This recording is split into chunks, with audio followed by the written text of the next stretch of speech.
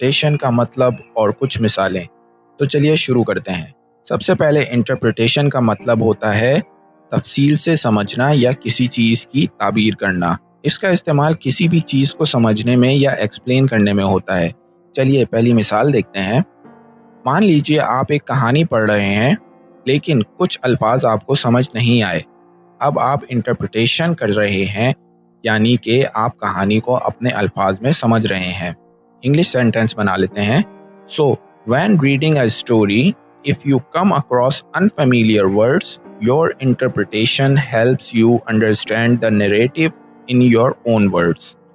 Imagine कीजिए आप किसी दोस्त की गुफ्तगू सुन रहे हैं और उनका इजहार या उनका अंदाज भारी है। आप उनकी फीलिंग समझ रहे हैं, उनकी बात को अपने तौर पर इंटरप्रेट कर रहे हैं। इंग्लिश सेंटेंस में देख लेते हैं। So in a conversation you might interpret your friend's emotions, understanding their expressions and words in your own way.